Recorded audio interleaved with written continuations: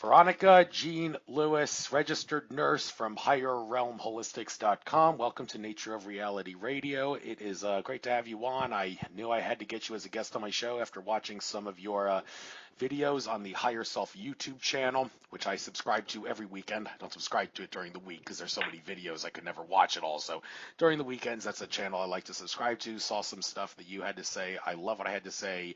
You know what you're talking about. You are definitely worthy of being glorified on my show and many other programs as well. So I could read some of the stuff I have here, but I might as well give you the chance to tell your life story. First of all, I do have your HigherRealmHolistics.com page up. I'll probably use that as a guide, and I'll also right now I'm going to go to YouTube and type your name into the search for the Higher Self YouTube channel and see what some of the topics were in those videos we discussed. So maybe we could elaborate on them in much greater detail than you did in the videos. But with that being said, introduce yourself. Veronica Jean-Louis, tell us about how your registered nurse status has helped you, and what exactly did you witness in your life that causes you to become the Holistic-Integrative Health certified Usui, whatever that means, Reiki master. Again, Usui Reiki master. Yeah, never heard of that before. And Eft Tapping certified Empathic Intuitive Counselor and Healer, Author, Speaker. That's what says in your About Me page. I'm not going to read any more. You can tell us the rest. Who are you? What did you experience? Your life story, primary source. You got the floor. Okay. Hi there, Andrew. Thank you so much, and I'm honored for you having me on your show. My website is HigherRealmHolistics.com. That's also my YouTube channel. I do have a YouTube channel. It's Higher Realm Holistics. Everyone calls me Lady B on my YouTube channel. And I am a certified integrative holistic health nurse, Usui Reiki master, certified in Eft Tapping. And Usui, when it comes to Reiki, is the original Japanese Reiki. My Reiki, the ones who activated me for Reiki, my Reiki teachers, they were sixth in line from Master Usui, which is Dr. Usui, though he's from Japan and he's the originator of Reiki itself. So that is why, because there's also Holy Fire Reiki, which is more American Reiki. But I'm classic Usui Japanese Reiki. And I spent 15 years in conventional medicine. I worked in pediatrics, special needs nursery, surgery, critical care, ER. So I ran the gamut. I've been a director twice at two different facilities. I've been a director of the East Coast's largest maker of IV solutions and chemotherapy. So I've been all over the place. I've done a lot for my age. People look at me and they're like, oh my God, like, how old are you? I'm just, multitasker master, I should say. I'm able to pull all that stuff off. And yes, I'm also an author of the children's book, How the Caterpillar Flew, A Journey of Self-Discovery, which is an activation book. I didn't know it was activation until I actually wrote it and did the illustration. It's an activation book for children. And it was actually when it first came out, it was the #1 new release book in verse on Amazon. It's available on Amazon Prime, Barnes & Noble, Books and Books, all over the world, actually. People in the Philippines wrote me that they purchased my book, Great Britain, Australia. And I know some Barnes & Nobles, they actually have it on the shelf. So you could check that out. Also, I did some autographed copies that are available in some Barnes & Nobles in Atlanta and in Miami, South Miami. And I live in the North Miami Beach area, and that's where my office too. I also have a physical office where I practice energy healing, and I do the intuitive spiritual counseling and guidance, which I incorporate everything together. It's a mind, body, soul experience. That is what holistic is all about. Includes all of you, from head to toe, inside and out. Thank you, and it's kind of fitting that you're talking about holistics. I just got back from the Empowered Light Holistic Expo in which was in where was that? In Oaks, Pennsylvania, not too far from the King of Prussia Mall. There is a conference in September, but I won't be going to that one for reasons that I am not going to get into because it's not very pretty. But I just forget I said that.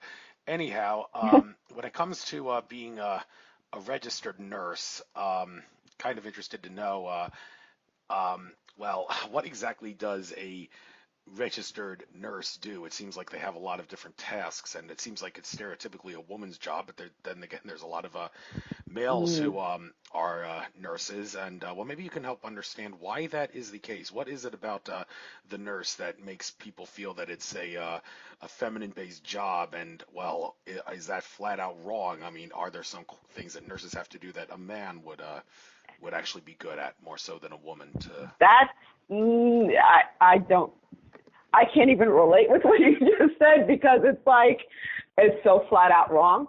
Half of the nurses I work with are males. So I guess way back when it was considered quote unquote woman's job, because it has to do with being a caretaker. Okay, that's probably it. That you have to have more of you have to be in touch with your divine feminine. Let's put it that way. But go to any ER or ICU or surgery, and it's no joke. People have I don't know, whatever garbage that they show on TV. They think that's all it's about. Walking around in cute scrubs and screwing doctors. That's not what it's about. It's about literally being the backbone because doctors are in and out with these patients in 2 seconds, and you're the one executing everything. And when it comes to medications, you're the one who knows everything. The doctor may prescribe it, but you're the one telling the doctor, no, that doesn't work. Yes, that works. No, use this one instead of that one. No, this is too much for that patient. No, lower the dose. It's all the nurse. People have this misnomer who are not in the medical field. They don't quite understand how in-depth our job is and how much education it takes to actually be a registered nurse. Fair enough. Okay, just so you know, I did get your did quickly make the banner there. It only took me 2 seconds to make, so thank you for sending that picture. I did make it.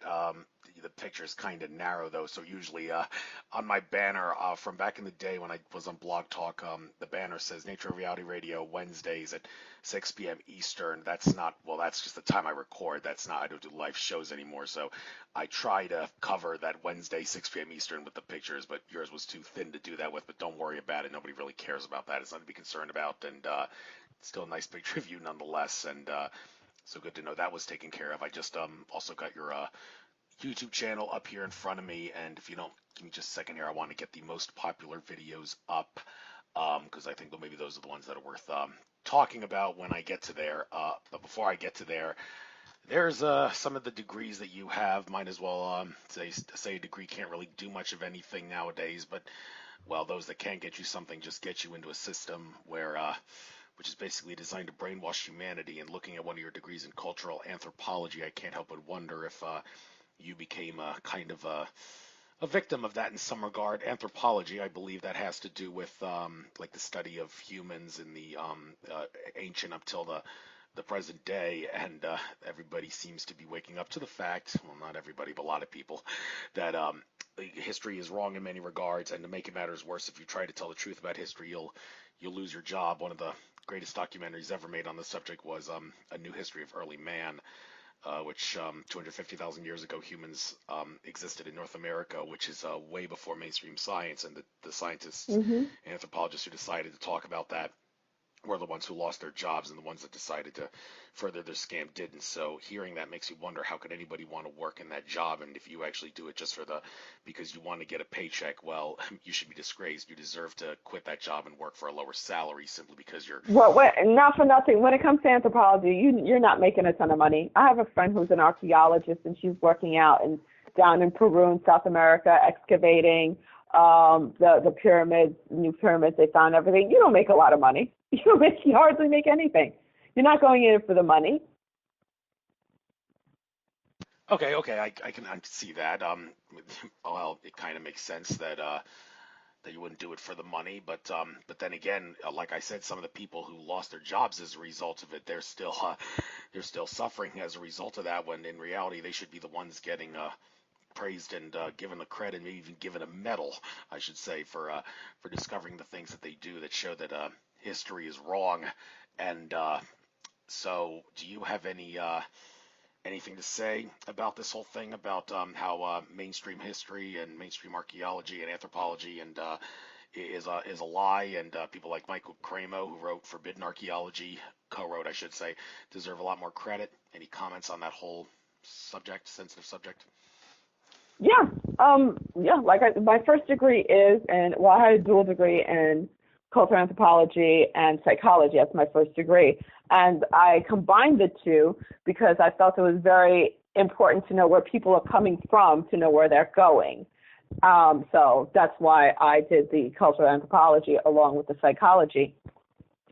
And it was very interesting to see the anthropological take on it and the religious take on it, because I was raised in a very, very Catholic household where I was in Catholic school from first grade all the way through college, actually. And even though I never brought into religion, I never called myself a Catholic since I was a kid, which I received many beatings for. Actually, the anthropology helped me not to be sucked in too much by the religion. Even though now as an adult, I've learned so much more information, but that basic information, even though like it's half truth, because it's half truth, what you learn. Knowing those half truths helped me discover the full truth. It left my mind open enough to welcome in the full truth. Because I look at my older sister, and she is still very sucked into the Catholic religion, and her mind is not as open. Even though it is open, it's quite more open than other people in my family who are very religious.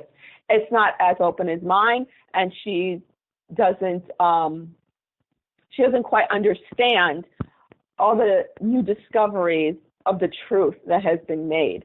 So I don't at all discount my anthropology degree, nor do I, discount my professors or anyone when I did my research and stuff like that. And I even for primatology, I took primatology for a year, which is the study of primates. I had an ape named Judy. She was a chimp at the zoo in Staten Island, and she was suffering from depression, so she was perfect for me, with the whole dual thing. And I had to watch her and take care of her, blah, blah, and stuff like that. And it was amazing. It was an amazing experience to see why she was suffering from depression. She was suffering from depression because she had her baby, and just when her baby was like 6 months, they took it away and shipped it to a different zoo. And she just became so depressed, she actually eventually died, and because she wouldn't eat, she wouldn't get up, she wouldn't play anymore. And I got to see her decline, which was heartbreaking. And yeah, it's terrible what the humans do to these intelligent animals, but to see that connection between us and them, I could never say I regret any of that. Again, it left me open to be able to receive everything that's coming in right now. And it literally takes, straight up, degrees cannot be poo-pooed on. You know why? Because people who have their degrees, they're the bridge. That's why I consider myself a great bridge between people who are still asleep, who are not awakened to the full truth yet, who are of the human collective, and the light worker community, those of us who are awakened. I make a great bridge because, to me, they look at me and they're like, oh, she's saying this, she must be credible because she's experienced that. She has that other knowledge, but then she's saying all this other stuff too. So maybe some stuff that says, has credence to it. And that's what I get. I get a lot of those people who are like, they could have doctorates and stuff, And even my friend who has a doctorate in archaeology and in Mayan history, we're talking, and she's telling, oh, look what I found, blah, blah, blah. When I was over there, I said, yeah, but did you know, I was talking about real ancient history, even further back than she even thought. She's like, really? I said, yeah, look, how about this and that? And I'd show her these pictures, and she's like, it got her thinking, and she's like, wow, I'm going to really look at, like, it got her 10 times more excited about her job, because she was thinking, some of the things don't make sense to me. It's not matching up with, what I learned in school, blah, blah. And I said, well, this is why. And I was able to connect those two dots for her, because I was able to speak her language, the more academia language, and I was able to speak the more spiritual, besides the more spiritual, the true history of man that I was able to glean through my past life experience and everything like that, and the ability to go and listen to like a Corey Good and listen to David Wilcock and other people.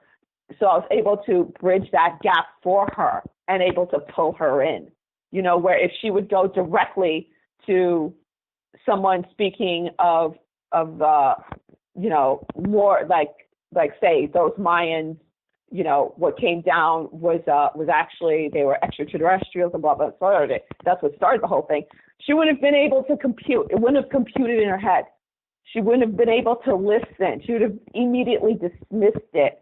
Where coming from me, it got her thinking and others thinking. Yes, I'm not going to disagree with you that helping a degree does make a statement in regards to knowledge and wisdom. One could debate as to whether or not it helps you in the real world in terms of profits. I mean, well, I don't know. And then again, like I said, those that do get high-paying jobs, to quote David Icke from his book, The Perception Deception, he says, well, there's just one problem with all those high-paying jobs that degrees get you. It's all bollocks, because it's all third-dimensional stuff that can be easily be gotten rid of if we did not suppress, I should say, all the technology, the hidden technology that's being hidden that could make all that bollocks, to quote a British term, obsolete. So yeah, that's the unfortunate truth. But one more thing about your degree, the psychology degree, can't help but ask how that has helped you, because psychology versus psychiatry, same difference, they say. One major difference: psychiatrists can prescribe medication, and psychologists can't.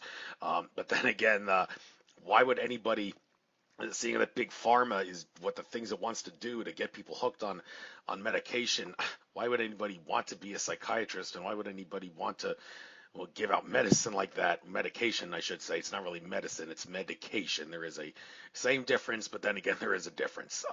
Medication is what the strengths give you. So it's not really good for you. So, I think I would take psychology over psychiatry any day, for the simple fact that the medication is designed to screw you up, and the psychiatrists don't really seem to realize that. But then again, one could make... No, they realize it. They don't care. Oh, okay. They don't care. Okay. I'll tell you that flat out, because I worked in an adolescent psych facility. Okay, this was a lockdown 174-bed adolescent psych facility that's still around. I still have friends who work there. And, they're like most MDs, to be honest with you. Not to say that they're all bad guys. It's just that they're very entrenched in the system. Their minds are lost in the system. And quite frankly, it takes somebody like me who's able to reach into both worlds to shed the light and truth.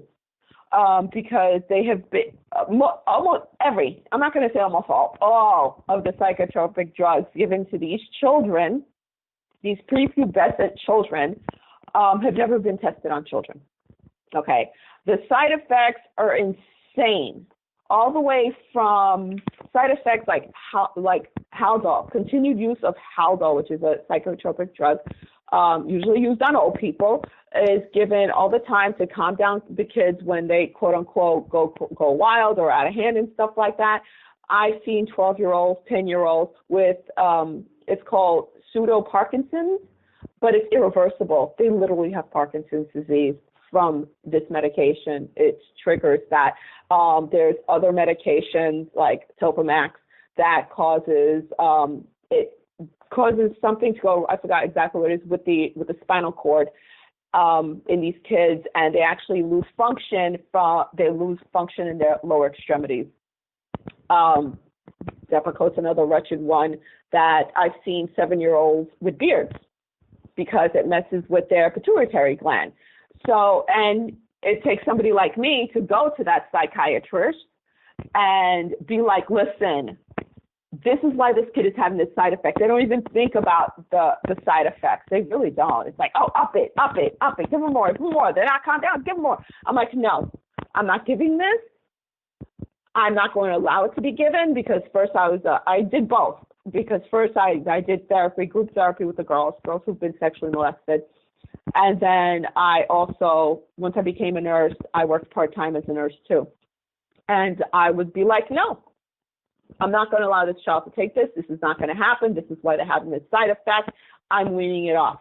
And the doctors would trust me enough because they knew I had enough of the knowledge to say, okay, fine, whatever. And that's how they would do it. They'd be like, they'd give up because as you could see, I'm a bit of a hard ass. I'm not going to take no for an answer, especially when I know I'm right. And I give them, and it's not just me saying no, it's me giving them all the reasons and facts why I'm not going to do it. That's another thing. That is why it's important to know all of that. I could sit there and I'll say every damn side effect in the PDR. That's the physician death reference. From whatever year, I'm like, I'm not giving it because da da da da da. What you going to say about that? You can't say nothing about that because I know I just shut you down. So I helped literally save some kids' lives, because of that.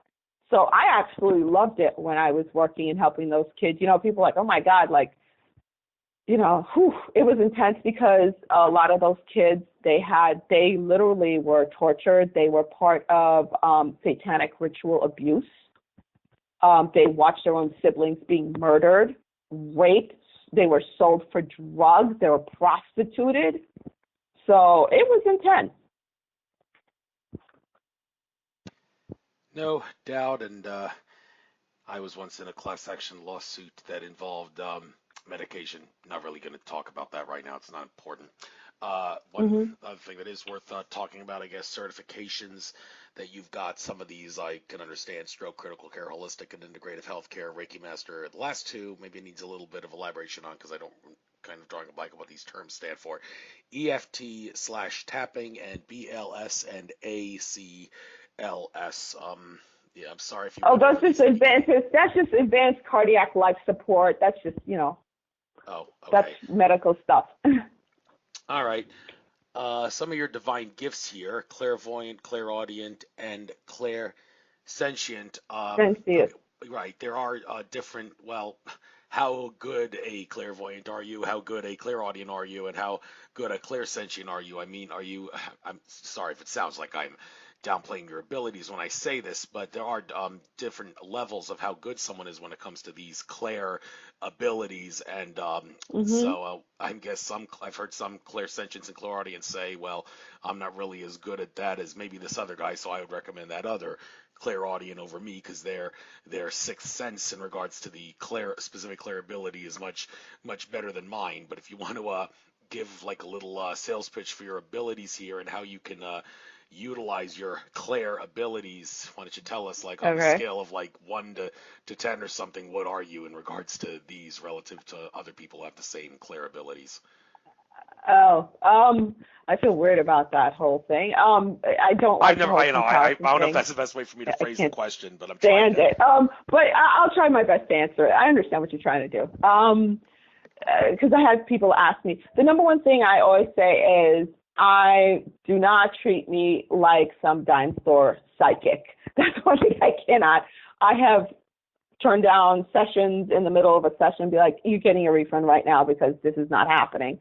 I don't sit there to say, if somebody asks me, oh, I want to get this car. Am I going to be able to buy this car next week? Or am I going to marry this person? Am I going to have a kid with blue eyes? Yeah, I'm like, no, I'm not here to freaking, do that.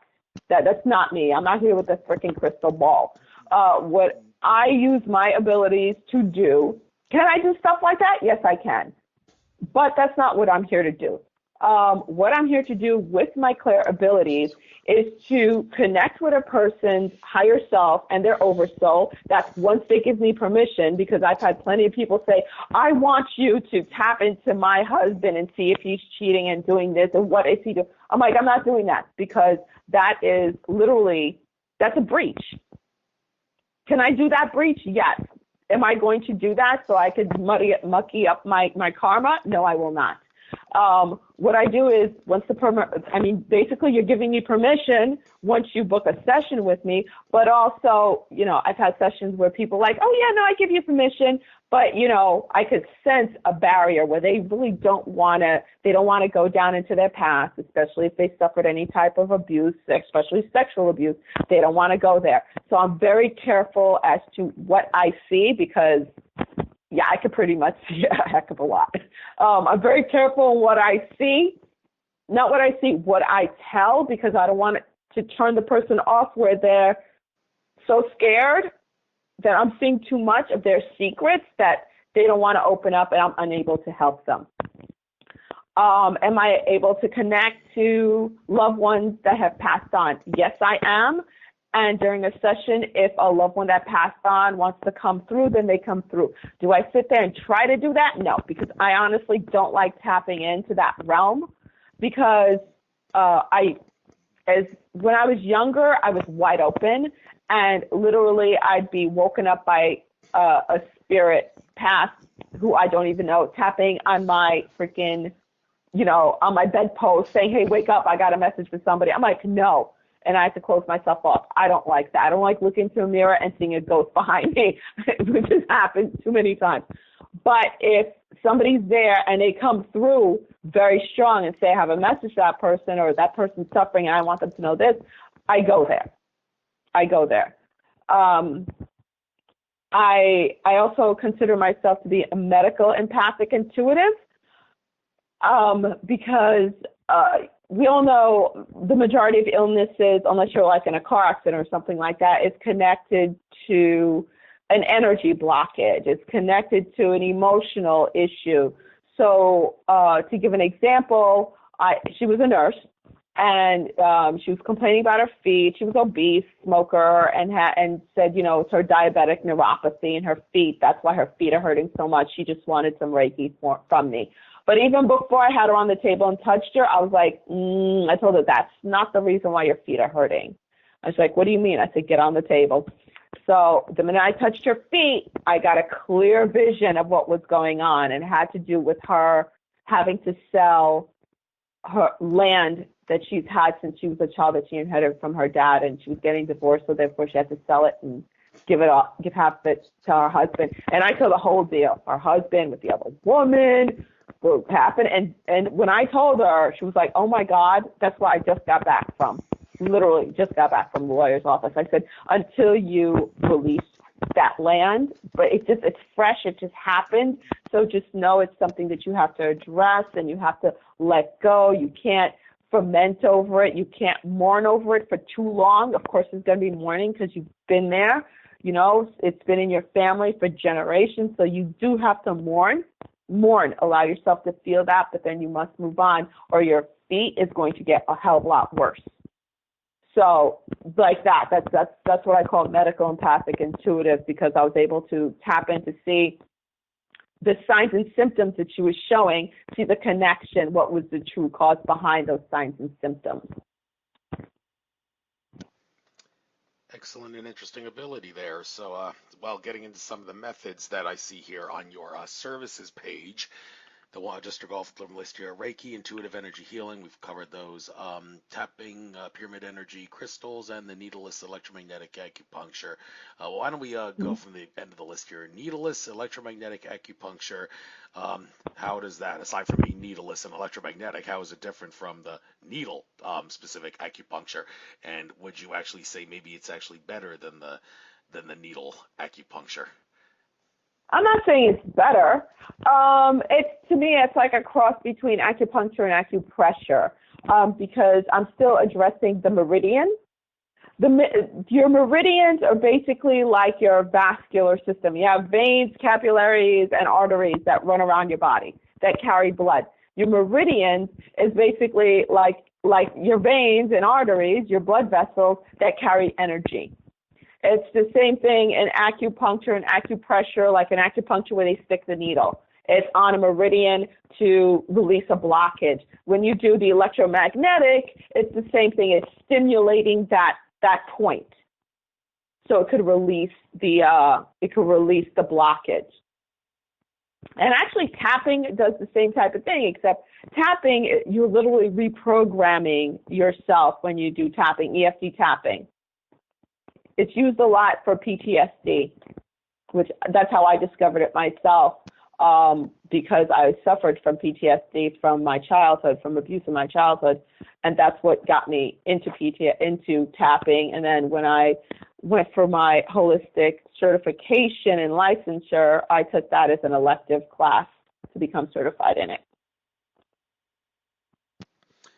Thank you. And when it comes to the type of crystals you use, I've always heard, when in doubt, go with quartz, because quartz will get you from point A to point B, not necessarily as good as some of the other quartz, ones. Yeah, quartz is like, it's like a neutral, it's a universal crystal. It's like a neutral crystal that could take on the properties or even magnify the energy of other crystals. So it's like if you need an amethyst, but you don't have money for an amethyst, can't find an amethyst, drop down to a crystal quartz. Oh, well, since you mentioned that, if the quartz is the crystal that has like multiple uses, like basically the utility baseball player of crystals to take the place of anyone, mm-hmm. How does that make it one of the more least expensive? Seems a little counterintuitive, some would say. Because it's the more readily available. Oh, okay, that does make sense. So when it comes to pyramid energy, when I was at the Holistic Expo in Oaks, there was some of the vendors. One of them had two pyramids, very similar to the kind of pyramid that you have here on your site on the one in my office. Yeah. So yeah, like the big one, it has no walls, but it's got one of the pyramids had some sort of crystalline sand inside the poles that make up the pyramid. Mm-hmm. Another one didn't, but it had like a pyramid capstone on the top, and I tried mm-hmm. both of them. They both seem to have an effect, but as far as differentiating between the two, I'm not really one to say like this one was different than that one because of whatever, but they were good. And so I'm wondering, what do you have to say about, do you have any specific advice on like this is the kind of pyramid structure you want to get if you want to do that, like and also when it comes to little pyramids, like I've got a little pyramid that I keep by my computer here that I'm doing, that right next to my radio show. I think it's totally worth having to neutralize. Is it a copper one? No, it's one of the ones that has. It's one of those ones with a hard stone. It's filled with stones. It's filled with orgo, and it has like a little. Oh, it's the orgonite one. Yes. Mm-hmm. And even though some of the edges have gotten chipped off from accidental dropping, I've been told, people have told me that there's no sense in buying a new pyramid or even bother trying to replace it because the essence of the pyramid is still there, even though the chips have fallen mm-hmm. off. Can you confirm that really is what the case? Oh, I confirm it. Yeah. I have like five of them that I've dropped constantly that are chipped. And you keep using them. So yeah, it's still good. Oh yeah. I keep using them for sure. Okay. I don't know what guest it was that I asked the same question to recently who did pyramid work. I asked him about the pros and cons. I can't imagine there would be any cons to meditating inside a pyramid that has walls, because of the pyramids I was meditating in at the expo, and also the pyramid you have a picture on your site, there's no walls on the pyramid. Mm-hmm. And that's kind of, one would think that's significant. If I may explain why, George Kavassilis, in one of my sessions with him, he explained that he remembers in one of his past lives bringing the pyramids down of ancient Egypt down to earth. He was part of that group to anchor the male energy, and one of the things that you would do inside the Great Pyramid, that sarcophagus thing that some people say is the sarcophagus, yes. It's not. You actually lay in that thing. Yeah. But you lay in that. The four elements are water, fire, air, and whatever one I missed, earth, fire, air, yeah, earth, fire, air, water. They are represented, I believe he said, by the sides of the pyramid, not the corners or the edges of the pyramid, but the sides of the pyramid, the walls, and you would intermingle with those energies, and the energy would go out the capstone that is not there, but was there at the top. So that raises the question, if it is the walls of the pyramid that intermingle with the four elemental energies, then why in the world would you want to not get a pyramid that has walls on it? Aside from price, what are the other? Is there any reason? No. Here's the whole thing. The pyramid in my office and the pyramid you're referring to, they're made of copper, and that's what we're doing it for. It's the energy of the copper, and then you're putting the crystals inside the tubing or on top. Mine doesn't have crystals in the tubing, but I have my amethyst on top, actually, and on the bottom I have huge rose quartz. No, it has to do with the copper itself. I mean, they function the same, but they function a little differently. Those copper pyramids that you see around, and even little ones people use on top of their heads, it's to raise your vibrational energy. It like transmutes lower energy around you, and especially depending on what crystal. If you use the crystal capstones and the crystals around, it makes it even more powerful, raises the vibration even more, especially according to whatever crystal it is that you're using. And I use amethyst for the top to activate the crown chakra even more and the third eye more. And I have the rose quartz to activate the higher heart chakra. So it's different usage. Yeah, there's definitely different usage with different pyramids. Rob Potter, who of the Promise Revealed, he's pretty big on trying to sell pyramids and pyramids. I mean, he has those pyramids for sale that you put on your head that obviously have no walls because you want to be able to see through it and you want to be able to breathe through it and all. Well, he's got ones that are plated in gold, copper, and silver. I believe it is the real material. It's just a very, very thin plate, so it doesn't make the price expensive. But since you know about those, can you maybe compare and contrast? I mean, Rob Potter may be the best to ask this to, but what can you compare and contrast wearing one of those pyramid different metals? Yeah, the different metals. It has to do with vibrations. Honestly, I've only used the copper. I have never tried the gold or the silver. I've been drawn to copper. Not only that, the pyramid in my office I made. Because they are mighty expensive, even the joints to purchase. I mean, you're like looking at $300-something, and never mind shipping a 7-foot pole. So I actually just made mine. I know it has to do with the vibration. It has to do with the vibrations, and gold is supposed to be the highest vibration. Right. Good for you on making those, although the hard part is maybe trying to find the poles of the right length and putting them together. It's like a MacGyver thing, but it can be done. Yeah, it is. Oh, I can MacGyver anything, yes. Now, you mentioned working with the chakras. Anybody who listens to my show knows that when we talk about chakras, I'm always going to pick on George Kavassilis. Mentioned him earlier with the pyramid in Egypt, but he's also drawn a lot of criticism for his assertion that chakras and also kundalini and third eye powers it is not in our best interest to really use those because those things, even though they are real and they really are, understanding them would help you understand how reality works better. In reality, it's not in our best interest to use them because those things were implanted in Earth during the same time that Atlantis was collapsing and losing power and losing consciousness, and those things were actually implanted by the control system at that time that was trying to overpower Atlantis and cause it to collapse in order to make people lose their ability to connect with infinite source. Because George is always saying, just like imagine dissolving all your chakras into one, and the one that you want to dissolve it in would be the heart soul essence, because he says you can't go wrong with the heart, and that's also why he doesn't believe in using the third eye, which I'm sure you seem to beg to differ in some regard, because you just mentioned earlier using crystals back at the crown and the third eye, and also what the kundalini thing too. He says there's no sense in worrying about that. I'm sure Lisa Renee would have a field day with hearing him say that, because she says her kundalini awakening played a big role in her spiritual knowledge. Me too. Right. Me So too. can you maybe say, is there any way that you could say, okay, I get what George is saying, but he's got it all wrong? Is that kind of the way you look at it, or do you I actually? honestly, I'm not one to criticize other people. His truth is his truth. But what I can say with my truth, with what I was shown when it comes to the chakras, is that as you ascend, the higher vibration you're going, your chakras change. Like your lower chakras, as in your root chakra, your sacral chakra, and your solar plex chakra, they actually like almost merge. Okay, and when it comes to your heart chakra, everyone seems to agree with the heart chakra.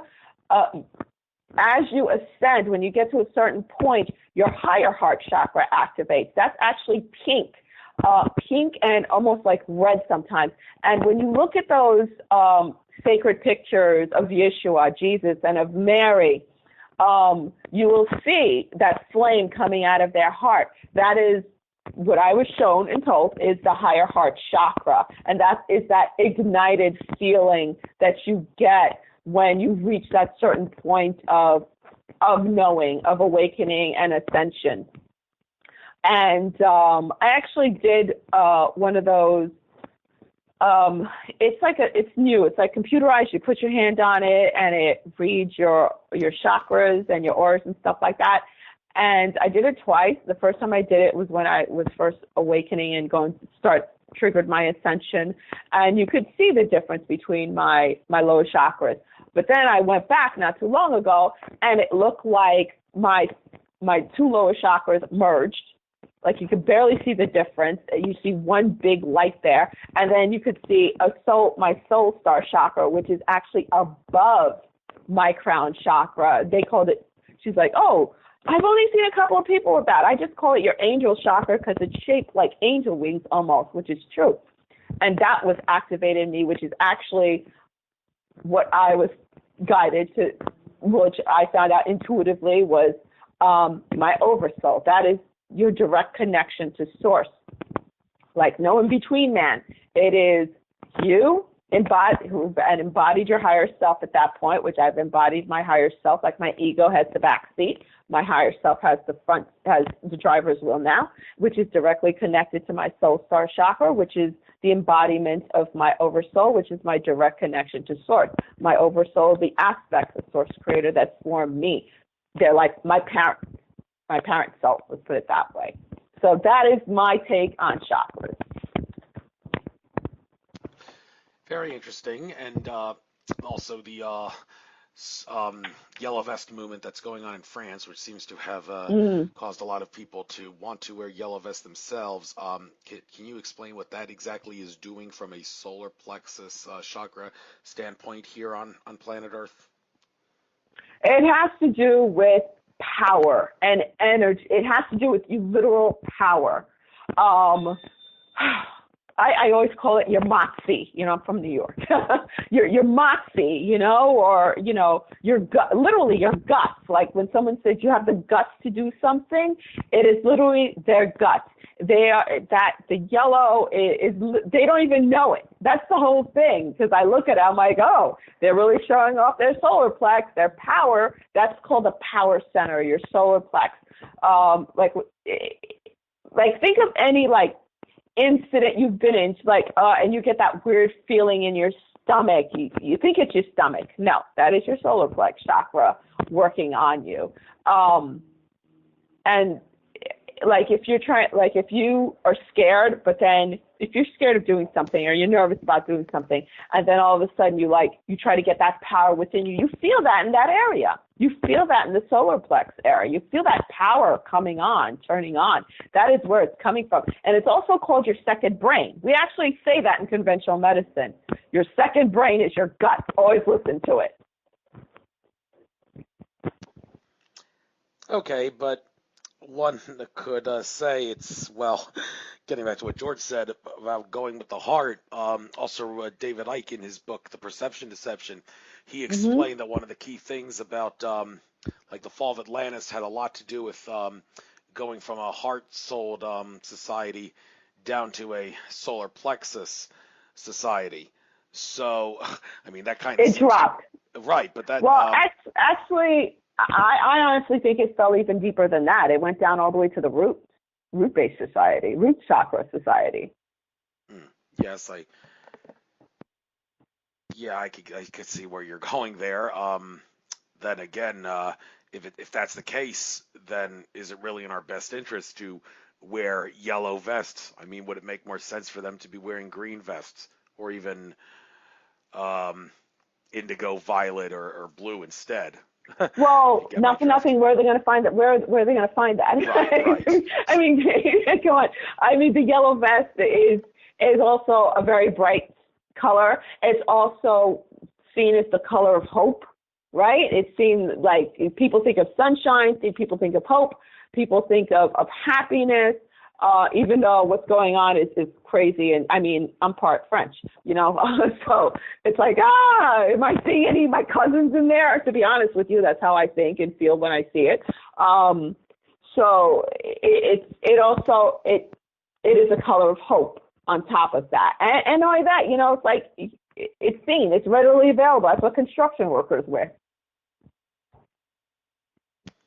Okay, reasonable enough. That's the color that is available, so that's one they're going to use. Although, maybe I can encourage some vest makers to start making green, blue, indigo, and violet colored vests for when the time comes to move past the solar plexus level. So, but all right, I mean, I honestly, here's how I see it. I think it raised from the root chakra, and it went from the sacral. Now it's up to the solar plex chakra. That is why you see all the unrest. This is for the human collective, and eventually they'll get up to the heart chakra when they rise some more. Because it fell from the heart down to the solar plex, but it fell even deeper down, all the way down to the root chakra.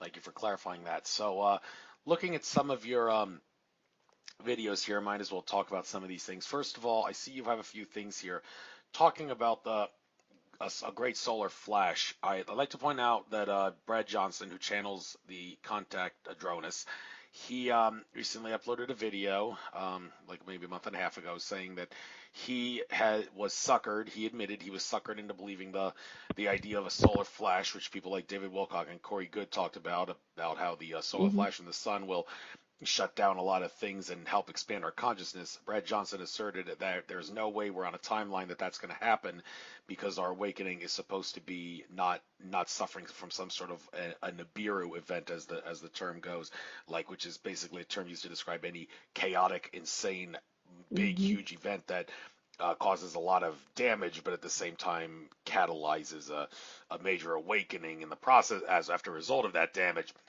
which is what a solar flash would have caused. And he asserts that the energies in the timeline we are on make that impossible. Now, do you agree with him? And is that any different from the kind of solar flash that I see you talking about in some of these videos from a month to 2 months ago that you've uploaded, that are actually some of the more popular videos on your channel? When it comes to the whole solar flash thing, I don't see it as one humongous event. I see it as a series of events and a series of portal openings. And like, for instance, the biggest one that I have experienced, again, I don't try to criticize other people's how they're viewing things, because that is their experience. I speak solely from my own experience. And if somebody resonates with my experience, and that's great. Obviously, many people resonate with it. The last one big energy wave that I experienced was on the equinox, the spring equinox in March. That was a pretty big one. That was the biggest one I've experienced so far, where, I was seeing things that knocked me on my ass, and I saw the rainbow wave coming in, and also all this other stuff coming in. Nothing seemed solid for 3 days. Like, I couldn't walk because I felt like I was going to fall through the floor, because everything. For me, at this point, for the past couple of years, everything vibrates, literally. Even if it's like walls, everything vibrates, has a vibration. I could see the vibration of every molecule moving at this point. So to me, that's what it's all about. Is there eventually going to be, I don't know, like I've been hearing, like a a supernova with our sun, actually not even, it's supposed to be like a micronova, which is a small supernova. I think maybe so, because the sun has changed so much, and stuff that I've seen with remote viewing and being taken up there, the sun has changed immensely. The sun is a total portal, channeling in energy from this central galactic sun. Is there going to be a pole shift? I was shown there is going to be a pole shift. How dramatic it is and obviously we see many weather changes, which we all know is BS. It is not climate. Yeah, the climate is changing, all right, but of course, they use a play on words and manipulate words to deep state, to fool everyone who's asleep enough to actually buy into that crap. There's a lot of earth changes that are going to happen, and the way it was presented to me by my guides is that depends on what part of the earth you're on. That depends on how you're going to be affected. I was guided to come down here to South Florida. Many people were like, oh my God, you're right on the ocean. Move, you're going to get drowned. But I was shown very specifically what was going to happen and where exactly I was going to live and how that was going to protect me, even though, I'm a 5-minute walk away from the ocean. I can see it out of my window. But because where I'm strategically placed, I will be okay. So I've seen all that kind of stuff when it pertains to me and my loved ones, and I've seen other things also. So it's where you will be where you're supposed to be, depending on what it is you're supposed to do and what role you play in this whole thing. Exactly when it's going to happen, I don't know.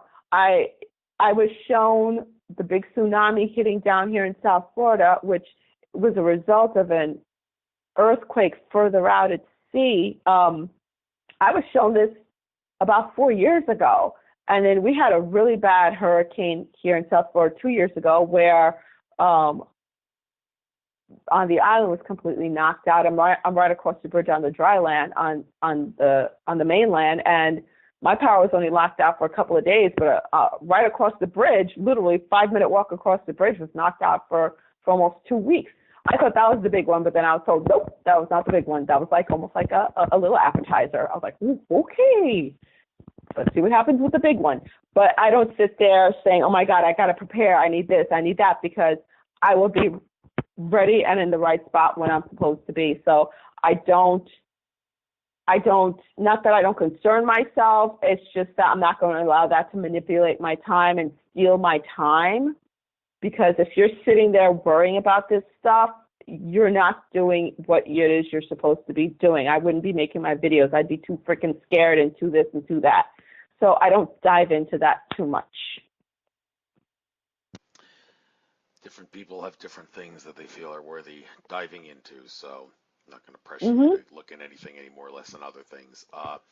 One other popular video I see here that you've uploaded was the one about the planet Uranus and Taurus. And now what's interesting about this is that we had a brief period where the planet Uranus, it was in Aries, it went in Taurus, and then it went back into Aries for a little while. It retrograded, yeah. Yeah, and then it went back into Taurus in the beginning of March, and it's going to stay there until I think it's 2025.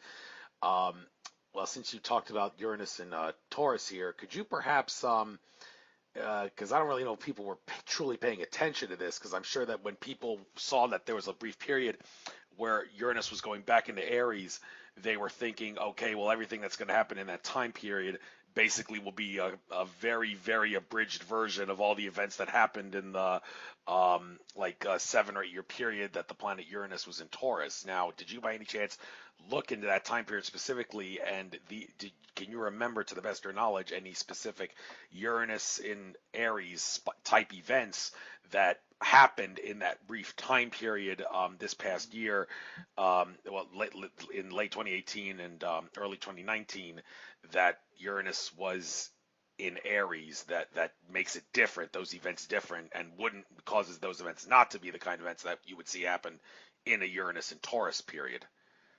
Do you get what I'm trying to ask here? Question a little too confusing for you. Yeah. Basically, I'm saying, how do you know that Uranus was in Aries for that little time period on Earth relative to being in Taurus? What events happened on Earth that would cause someone No, to, literally, yeah. literally, I was told by my oversoul and shown. Literally, that is how I get my information.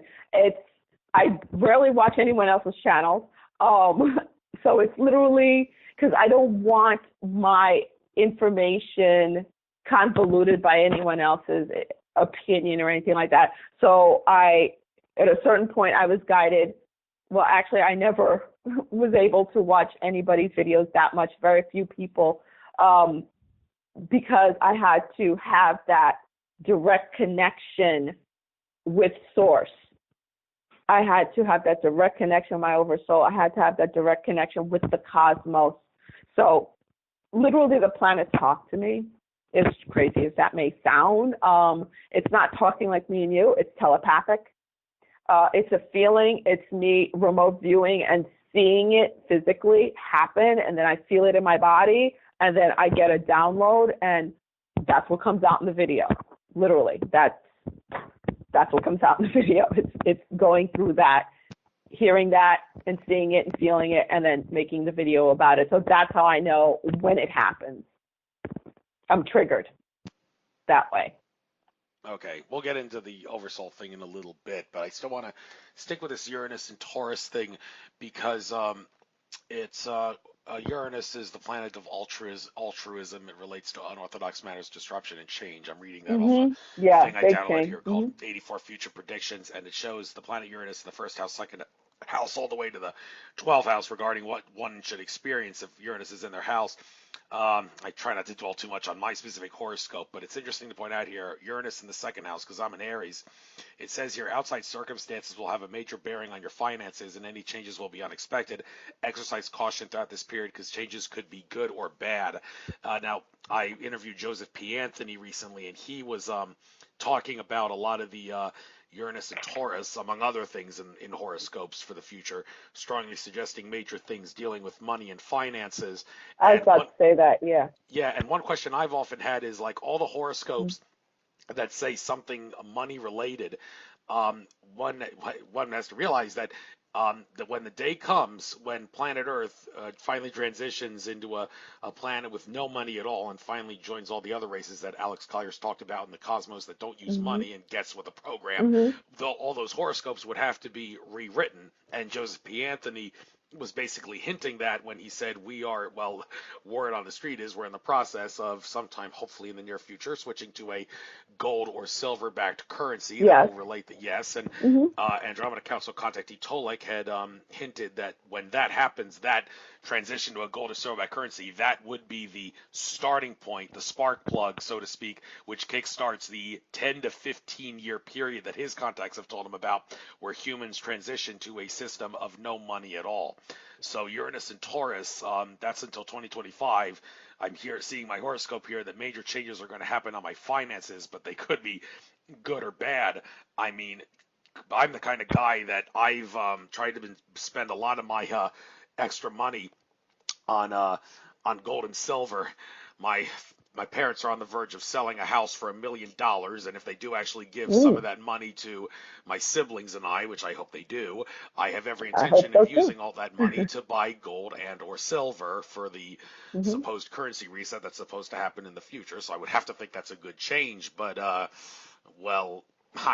babbled long enough. Can you offer any comments on maybe my horoscope and anything else Joseph P. Anthony was talking about regarding the future, like suggests, there's going to be some sort of a currency reset. That's the really specific stuff we should be considering regarding astrological significance regarding the finance.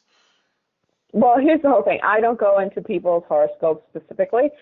With the Uranus and Taurus energy that I was talking about, I called it the changing of the guard, and it's literally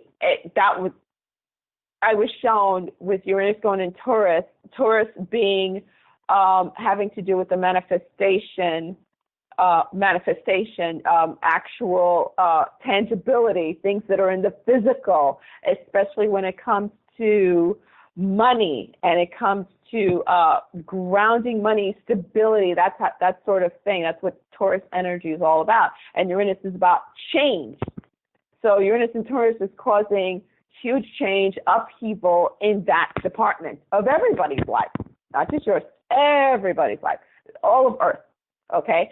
And yeah, it triggered that cycle back in March. That cycle was triggered, the changing, and it was the way my oversoul said it was the changing of the guard has begun. And that has to do with, yes, going into metal back, not just silver and gold and whatever other precious metals. That slow process of changing over. There also that process is also within that, and I think I did put a year in that. I think I might have said 2024, 2025 up until that point. There are some punctuated times along that line. When exactly that is, I don't know. But there are punctuated times along that line where it's like, quote unquote, markets crashing. We all know not all of us, those of us who are in the know that it's all manipulated and it's all lies. The number one thing that people always say to me, oh, you should have retirement. Why aren't you invested? My ex-husband is a stockbroker. You should invest in stocks. I'm like, it's all bullshit. I'm not investing in stocks. If anything, I'm investing in precious metals, not in stocks, because it's all lies. We all know it's 100% lies. It's all made up. They literally pulled it out their asses. Those numbers, those all lies. So, I feel bad for people who are actually buying into that. I've seen the last big market crash. There are people I worked with, older people in their 60s who were just about to retire and lost almost their entire portfolio, and then they had to continue to work and they could barely stand up. It was heartbreaking because everything was invested in the stock market and none of it's safe. They safe investment, more risky investment. Especially being married to a stockbroker, I know it's all bullshit. So that is what's going on with the changing of the guard. What that means is that money, those funds, are literally going to be going out of the hands of the bad guys and going into the hands of the good guys. Those who are going to take that money and use it to build for the good, for the service of others, for the good, not for selfish needs, not to use to manipulate. So that's what that whole changing of the guard, and it's a slow process. It's a punctuated process. There'll be downturns, and then and when that down happens, that's when you could expect the turn to happen, where the people who are really there'll be some good people, good humans who will lose a lot of money, but then the upsweep of that is also that the real bad guys are going to lose a lot of their stuff. They're going to be called out. Like, for instance, Bayer, who bought Monsanto, they're hot doodle right now, and Bayer's almost at the point of they might declare bankruptcy because of all the lawsuits because of Monsanto. They're trying to offload Monsanto now. And also the maker, Merck, and the other makers of the opioids, all those lawsuits are coming up. All those people are standing up, and they're about to be hit extremely hard, which I cannot wait, especially being in the medical field. I'd love to see nothing more than those people go down. See, as they're losing, the good guys are going to be gaining. That's the way it was shown to me. That's why it's called the changing of the guard. It's a bumpy ride, though. Well, yeah, but you mentioned that thing about you kind of mentioned something communist related there about the bad guys who have all the money, they're going to lose it, and the good guys will get it. Now, a lot of people have, like Dave Champion wrote Income Tax Sharing the Myths. He's done a lot of talking about how socialism is flat out not a proper system. It goes against that's not socialism. Okay, but my point is or communism. I don't even know where you got that from. Okay, well, the question I have about this is, if we were to transition from a money-based society to one with no money, is socialism the way to go? Far off. Because That's far capitalism. off. Okay, well, some say Well, capitalism.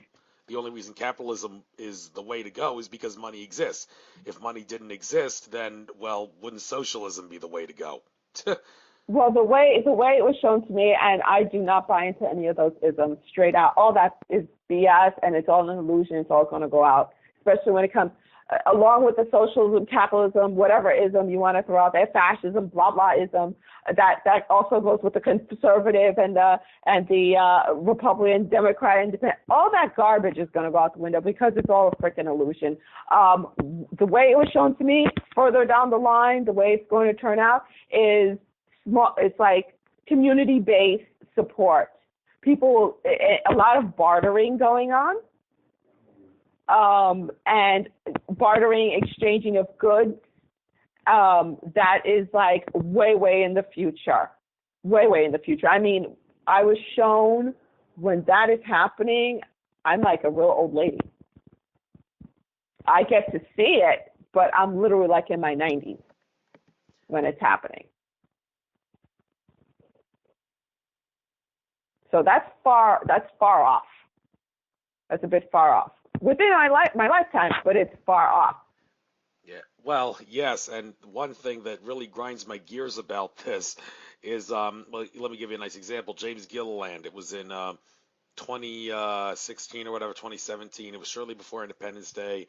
Someone called his radio show and said, so when's the global currency reset RV going to manifest? And he said, some of the Chinese dragon families have told me something big's coming around Independence Day. Well, Independence Day came around, nothing happened, and then about a year later is when I went to the East City Ranch and I told James Gilliland, okay, you've got a lot of explaining to do, and can you, this whole thing about the currency reset might happen next Tuesday is starting to get flat out ridiculous, as it is annoying. And I mean, the excuse that they keep saying is, well, the bankers refuse to surrender. The bankers are resisting too much.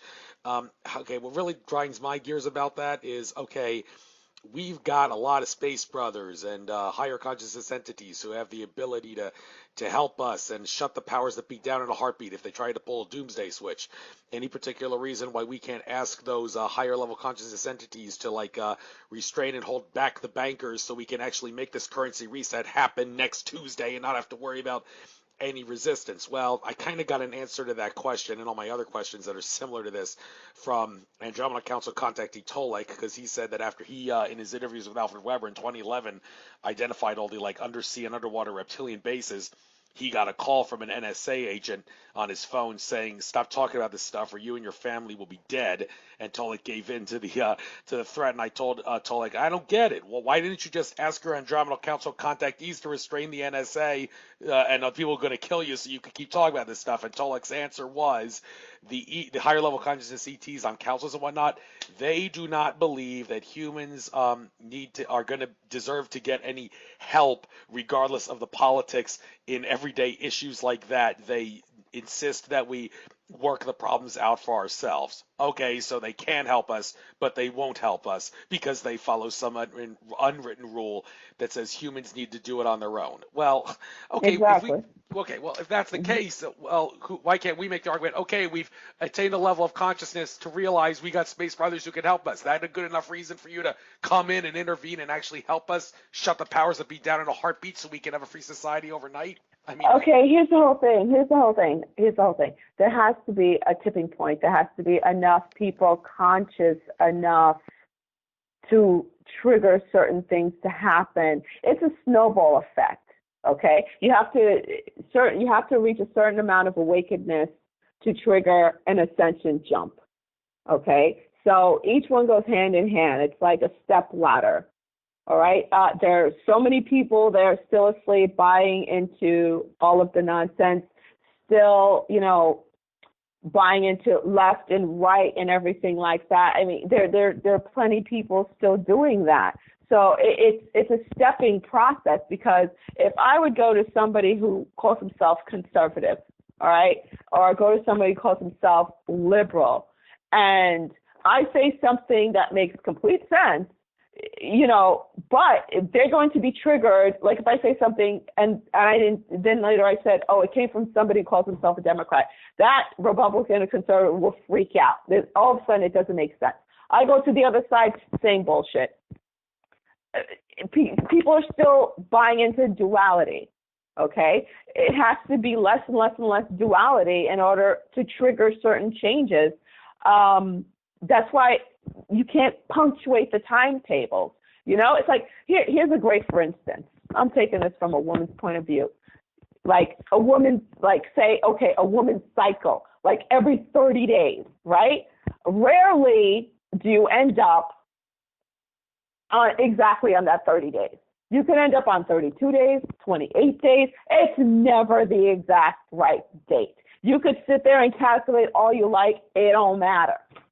It'll never turn out exactly on that day. So to me, that's the same thing of trying to predict. You could do a ballpark, maybe, but then there's so many outside extenuating factors, and you also have to factor in free will because, yeah, you could pick this timeline. You could be going down this route, but then okay, you're too scared to keep going down that route, which I've done myself. Like, okay, I know I'm not supposed to do this, but it's what I'm comfortable with. I'm too scared to go the other way.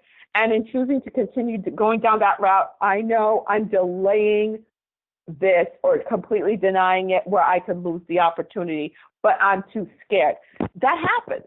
Again, it's free will. That cannot be interrupted. Free will cannot be interrupted. You could get angry as you want, but free will cannot be interrupted. Well, let me stop you right there. Okay, hold on a minute. Mm-hmm. There we have free will. Sure. But there's also a thing called natural law, which basically says do no harm. Okay, well, if you're using free will to cause harm to another, then any particular reason why the higher level consciousness entities can't say, well, you're abusing free will, so now we're going to intervene, and you can't use the free will excuse because you're using free will to violate natural law. I mean, how much natural law does one have to violate before they've violated it enough? Well, that is what got them to help us at a certain level because of the violation of the natural law, because we're being tricked. You know, you're being tricked. It's like a con artist. You're being tricked and lied, and it's sleight of hand. It's a mirror trick to trick you into giving up your free will, trick you into making certain decisions, hiding certain information from you. You know, it's like a used car salesman, you know, saying, oh, no, the reason why the rug is wet in that car is because we just vacuumed it. And you not looking further into it and you believing the lie. But then you get the car, the minute you get the car off the lot, you find out the car was in a swamp. That's why it was wet in the first place. It had nothing to do with cleaning the car, which actually happened to my daughter. That's why I'm saying that. But it's too late. Oh, nope, you brought into it? Nope, you can't bring it back. That's it. You brought into the lie, suffer the consequences. Tough nuggies. You know, that's what has been going on. And, it's gotten to a certain point where our star brothers and sisters can intervene on a certain level with the manipulation, but not all of it. Because it's a slippery, slidey slope. It's a really tricky thing. Yes, funny thing you mentioned the word slippery slope. That kind of ties into what I was about to ask you about. What this video you have here all about is that you uploaded 1 month ago. It's called NVR9 Surrender of Eric Holder in hashtag Nipsey Hustle Murder, Importance of 33, No Race War. It's funny I'm seeing this because I was actually looking at some YouTube videos earlier today, comparing and contrasting some of Eric Holder's videos when he once said in front of Congress, I can't go after the banks because the banks are too big to jail, and that would cause so much trouble for the economy and the public, the general public, if we prosecuted them. And then there was some videos uploaded after the future where Eric Holder, even though he is a tyrant in many regards, he did actually say, hey, just so you don't take what I said out of context, just because we feel that they may be too big to prosecute doesn't mean that they are above the law and we don't investigate them and all that. And one of the people who was asking about that said, did it not ever worry you, Mr. Holder, that you're creating a slippery slope with this too big to jail philosophy? And now I see this, you uploaded this video here. I can't help but ask, what exactly was this video all about? Surrender of Eric Holder. What is that hashtag Nipsey thing? And just for Eric Holder is the name of the quote unquote guy, the assassinator, the murderer of Nipsey Hussle. Is this the same Eric Holder that was the Attorney General? No, I know. How confusing is that? No, This is not the Attorney General. This is Eric Holder. Because that's so funny. Because when I first heard Eric Holder was arrested for in an insane asylum, who checked into an insane asylum, who murdered Nipsey Hussle. I was like, Eric, why would the Attorney General shoot Nipsey Hussle, the rapper? And then I was like, wait a minute, who the heck is that? Yeah, how interesting, huh? Same name. No, it's not Eric Holder. It's not that Eric Holder. Thank you so much for clarifying that. All right, so since you mentioned it, we'll talk about this now. You say you get your information from your oversoul. Well, first of all, could you define oversoul, and could you please explain? Okay. Go ahead. No, what were you saying? Finish. Yeah, and the communication process. How exactly does the communication process work? Do you have your eyes closed? Can you have your eyes open? Is it like photographic pictures that they implant in your mind, or is it something else? How does it work? It's all of that. My what I call an oversoul, because that's the way they identify themselves to me. I'm going to give you the exact definition they gave to me. It said, we are the aspects of Source Creator that form your soul, meaning they're my parent soul. The same way you have, and I'm just going to say how it was shown to me, the same way you have like 50% of your genetics from your dad, 50% from your mom, and that forms your human body. Okay, and also forms your traits, like for instance, my dad was a writer and a poet, and my mom was into sewing and designing, and I write and I do all that stuff and write poetry and everything like that. I do have my book out, and my mom, she did sewing and designing, and she's a nurse also, so it's like I got that from her. So you also inherit certain traits from both your parents, right? Everybody knows that. Now, when it comes to your oversoul, it's the same concept. They're your parent soul. They make up you. You're unique, because even though I have 50% of my dad and 50% of my mom, and I could have my dad's hair and my mom's eyes and my dad's lips, all that coming together still makes me a unique looking individual, makes me a unique individual. Now, when you have all these different higher soul aspects that take pieces of them to put together and form your soul, you exhibit their traits, but that coming together merges into a new being, into a new soul, makes you an individual. So you're still part of that whole. That's why there's no separation, because that still makes you part of that whole. You're still part of them, but you're still that unique individual. The same way you're still part of your parents. You carry part of your parents with you. That is what made you. Your body could not be formed without an egg and a sperm, or it cannot be formed without those genetics. That's the same way when it comes to your soul. That's the same concept. Thank you for explaining that. Now, I guess another thing that's worth talking about, because I see you have some videos about it, and you seem to have a couple of activation meditations about it, so I might as well give you the chance to give the floor on anything and everything that you know about this. The whole thing dealing with the emerald tablets of Tahote, and I did say Tahote. There actually is no TH sound in the ancient Egyptian languages, so it's not pronounced Thoth, it's really Tahote. Just a side note there. But anyhow, the emerald tablets are one of those things that seem to have a lot of wisdom in them. Some people, I believe it's Billy Carson is his name. He's one of the foremost authorities on the whole Emerald Tablets thing and talking about what they're about. And some of these meditations I see here that you have, building 5D with Tahote, surrendering to Source Creator. Another one, building 5D, anchoring the higher 5D timeline. And then there's a specific one titled Emerald Tablet 4, the Spaceborn, discover your starseed origin and astral travel. Again, these are meditations we got here. So, okay, why don't you tell us anything and everything you need to know that you can about the Emerald Tablets, and what exactly is this about the fourth one that is good for this meditation?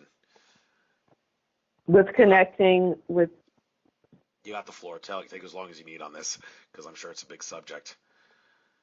Well, for me, he was one of the first beings to introduce himself to me, to guide me when I had when I hit a certain point of awakenedness that triggered my first ascension point back in December 23rd of 2012. I have such a soft spot for him because he's just so real for me. when it comes to the emerald tablets, for me, it's an understanding of life itself. It's an understanding of all the universal divine laws. It's an understanding of the soul. It's an understanding of the birth of the universe. It's an understanding of Source Creator. In one of them is my most important one, where I made a diagram. And mind you, these come. He talks to me no matter what. I was driving from New York to Atlanta when I got in the middle of driving. I have to pull over on the side of the road, and I'm drawing a diagram, because if I don't do that immediately, I will lose the transition. I will use the transmission, I should say, especially when it comes to a diagram and things that come with the diagram. And he gave me a diagram that really explained, here it is, Thoth's message to light workers. Here it is, time to be all in. And it had to do with understanding the soul and the Hermetic principles. And it has to do with positive and negative and the scale, how things go according to scale and everything like that, to try to help myself and help whoever it is that resonates with what I'm saying, help them understand what it means to be a light worker, what it means to be down here when it comes to your divine mission, because it's so difficult being a starseed, like knowing that your soul was birthed not of Earth, was birthed in another galaxy, was birthed in another star system. You feel that absence. You feel that home away from home feeling, especially in such a harsh, lower density, low vibrating environment such as Earth has been. And, people like us were very suicidal. I was extremely suicidal. But him explaining this to me and understanding that suicide is not the answer, because it just puts you back in a cycle where you have to learn all the lessons all over again, where you got to get a stronger backbone and rise above everything. It made me be like, okay, damn, I got to say this message so everybody could be you could be all in, and understand that it could end up in your murder, like a Nipsey Hussle. You could end up with a gunshot, but you still keep riding hard. The marathon continues. You don't drop the baton until it's time for you to pass it on to somebody else. You have to keep going. And the Emerald Tablets, what it introduced me to understanding the quote unquote hierarchy of the heavens, understanding my place, understanding the dimensions, how the dimensions work, and also helped me understand the law of one more, understanding how such dark energies and dark entities come from the same place I do, because especially being raised Catholic, which is part of Christianity, you constantly hear, which the statement that annoys me the most is, "Oh, I'm a child of God." That person's not a child of God. And I never got that. I'm like, that makes no freaking sense, because how could they not be a child of God? But you are, or I am, or I'm not, because I don't believe in what you're believing, but God made everything. And they could never explain that. How could you say that person, even if they're a serial killer, is not a child of God, if God is everything? If God is not to say that person's not a child of God means that you're saying God is not everything. God did not create everything. So it undoes all of reality. It wouldn't be possible. There's nothing outside of God. So in reading and understanding the Emerald Tablets, which led to me reading and understanding the Hermetic principles and the Kabbalion, helped me understand how all of that works, how it all works together. And that's what it's for. That's what the Emerald Tablets is for. That's what I was told that's what it's for. Right, right. And I can't help but wonder. I don't play video games anymore. I used to, and people that would remember in the Sonic the Hedgehog universe, one of the common things was things called Chaos Emeralds, which Sonic's enemy, Dr. Eggman Robotnik, was always after, and because of their powers, and you may remember from the video games you ever played them that if you got all the Chaos Emeralds and combined them, you could become like all powerful and much more than you would without them. Is it possible that the Japanese video game developers who created Sonic the Hedgehog, those Chaos Emeralds in those games and their powers and all that, that was designed to be a mimicry on the Emerald tablets and their powers, or is there really not enough evidence to? I honestly, I don't know. I've never played. I'm not a video game person. I never was. Pac-Man, okay. That's about it. All right. And getting back to Tehote, I like saying his name the right way, not Tehote. He, well, what exactly is he? Because people have debated, well, what are the Egyptian gods that you see on the wall? Some think they're just products of crazy imaginations.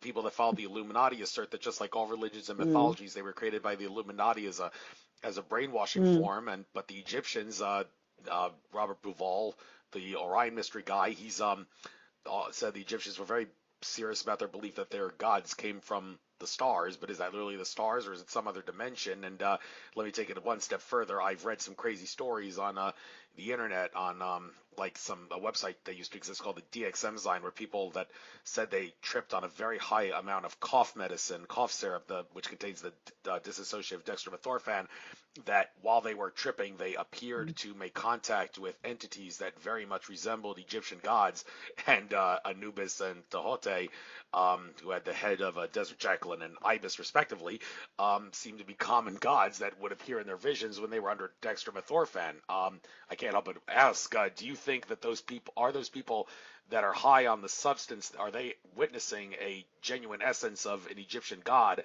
or is it really one of those you're on drugs, it's all in your head kind of things? It's not really a real god at all.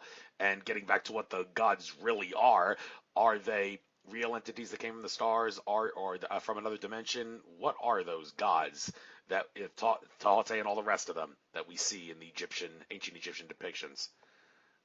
Well, from what I was shown by them when Tehote or Thoth first came to me, and back in 2012 up until now, if you read the Emerald Tablets, and plus you have to read the Emerald Tablets. So I've read it so many times, I think I've lost count. Like Thoth says, you have to read it 100 times before you actually start to unravel its mysteries because of the way it was written. He says it right there that his entire story is right there. How he see, there's another thing. Okay, I gotta take a little further back. The number one thing he said to me was before I even tried to start understanding the Emerald Tablets, is that I needed to expand my mind as to what a human is, and to take it out of the physical, what I see physically here on Earth, what is identified as a human, to expand that into a universal divine understanding of what a human soul is.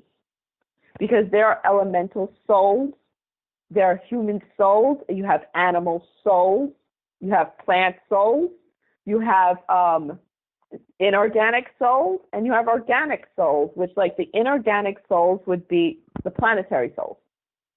Organic souls are human souls, plant souls, animal souls, elemental souls. So that's the way it was broken down to me when it comes to understanding what a human is. It has to do with your soul makeup. And they identify as humans because they're human souls. Now, I was told, well, then why are we always just considered human beings and that's it, and everything else is alien? And the way it was explained to me is that that is a lie of those who want to keep us suppressed and separated from our star brothers and sisters by saying we are human beings and they are alien. They are different from us. There's nothing alike, even if they have the same body type. It doesn't matter, even, because there's others that don't have the same body type as us, but are still human souls. It has to do with the level of consciousness. That's what makes you a human soul. Not just level of consciousness, but also how Source Creator created you. Like a refrigerator is an appliance and a stove is an appliance, but they each do different jobs. Okay, that's the best way analogy I was shown. It's like a refrigerator is an appliance, a stove's an appliance, but they do different jobs, but they're still called appliances. Okay, it has to do with their makeup, their mechanics inside. So, because you have angelic souls also. They're not human souls, right? So that's the way he explained it to me. He's like, I am a human soul. He was down here on earth as a human soul. And if you go back in the MO tablets, there was a point in time where he talked about how the elders who were much more highly evolved beings than he ever was at that time, it'd be the difference of me being who I am, you being who you are, and him now, who he is now.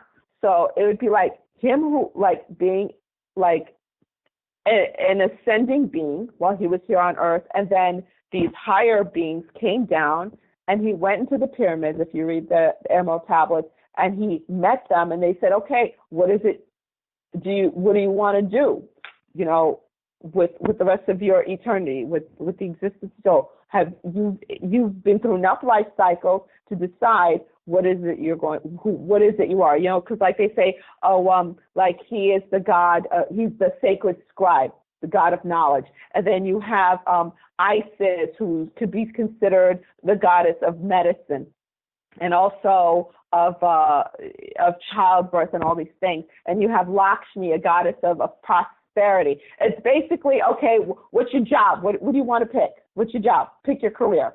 So he said, he wants to be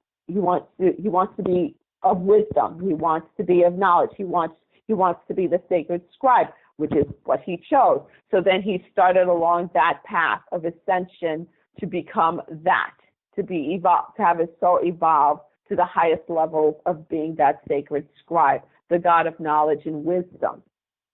So he was here on earth as a being who's reached a certain point where he was ready to ascend to that next level.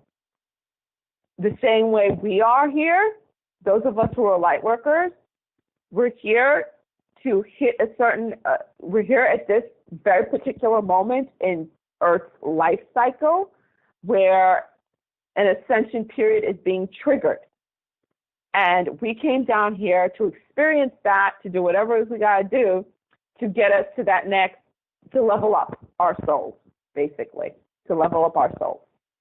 So I don't know if that answers the question.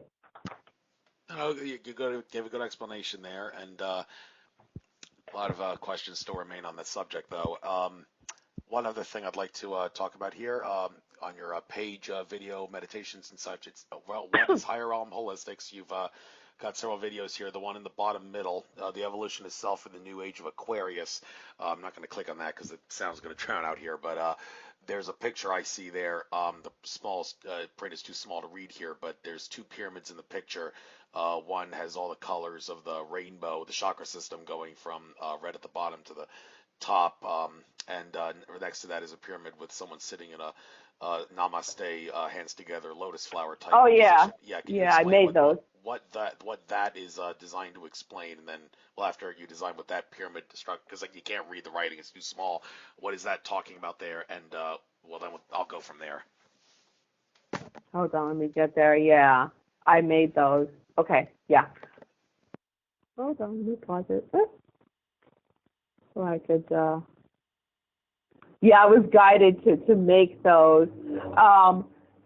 Okay, Maslow's hierarchy, that is that pyramid on the right, Maslow's hierarchy of needs.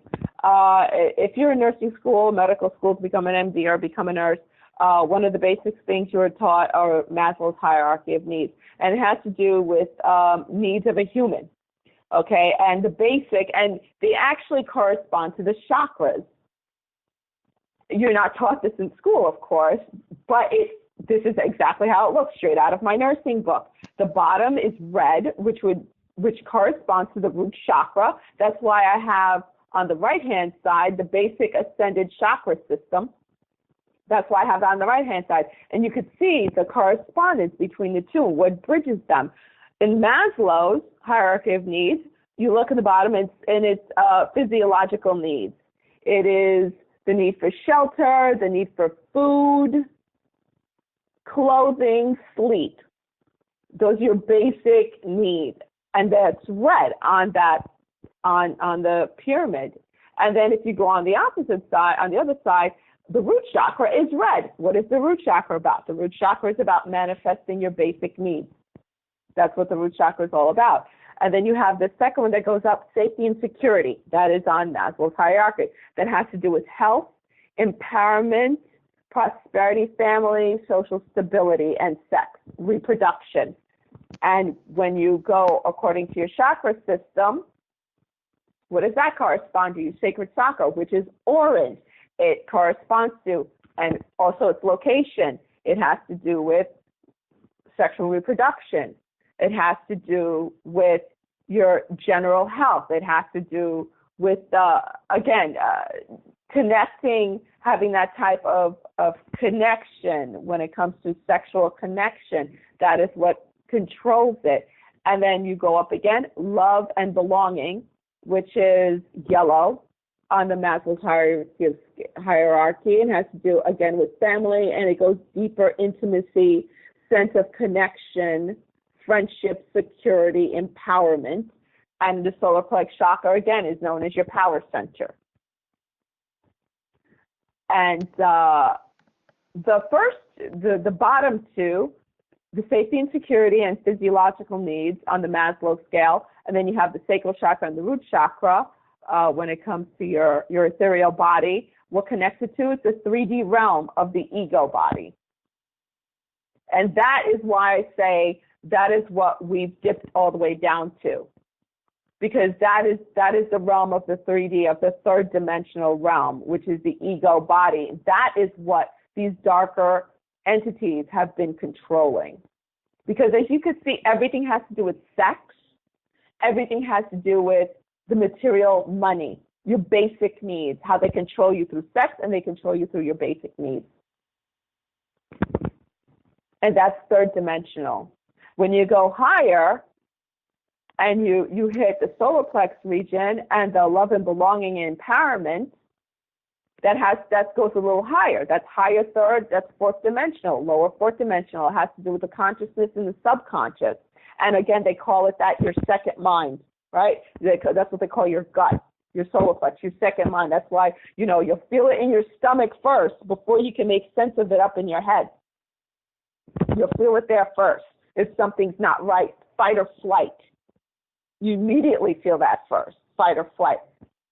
That is like the meeting ground of the conscious and the subconscious, which is the fourth dimensional realm area. And then you get to the higher heart and you get to the throat chakra.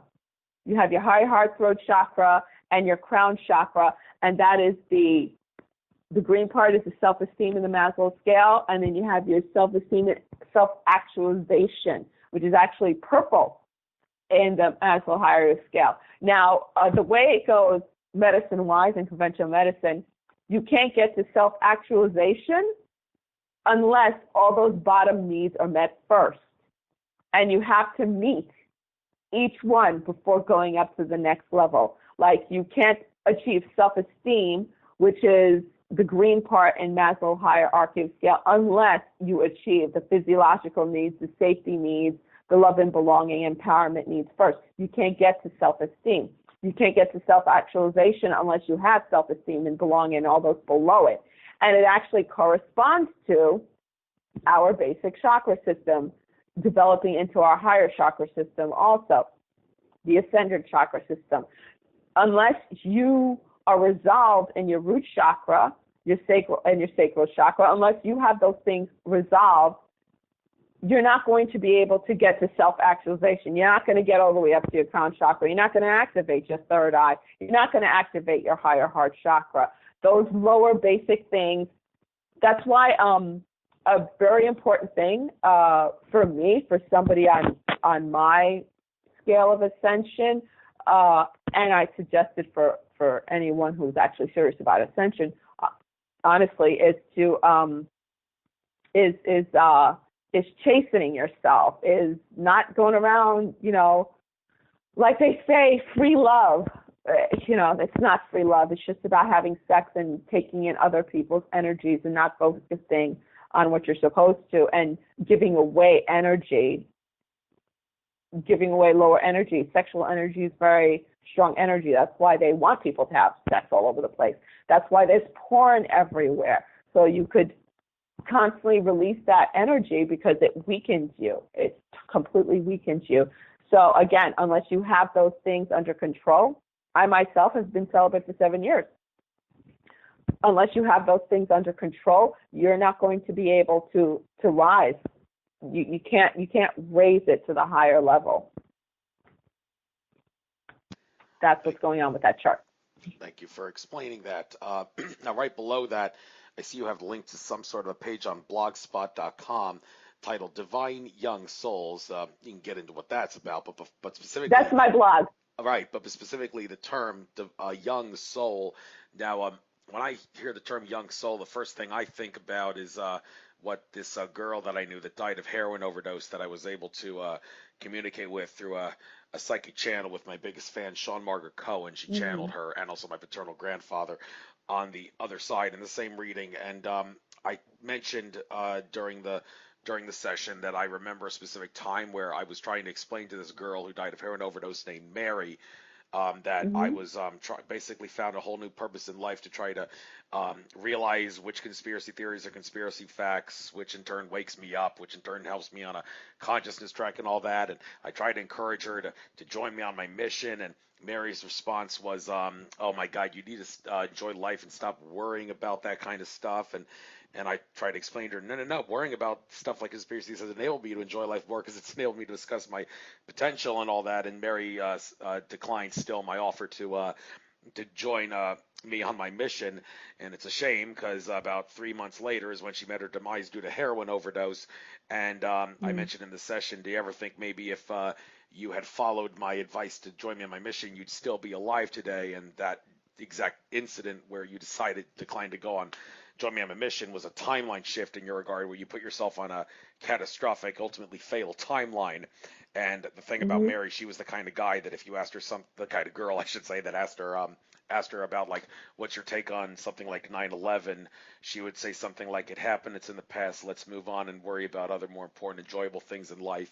And during the session, I asked, well, why that attitude? Why that unwillingness to join me on my mission and worry about these kinds of things and find truth? And the excuse, if that's the right word for me to use, that she gave was, I was a young soul. So that kind of leads me to wonder, okay, if someone is apathetic, doesn't really want to wake up, doesn't really care about conspiracies and all that, and really doesn't think it's worth in their life to be concerned about that kind of stuff, is it possible that they are a young soul, and does being a young soul mean that you're going to be more apathetic and less inclined to go on a waking yourself up mission and waking others up mission than someone who's an old soul would? Or am I making a bad generalization here? Really? Okay.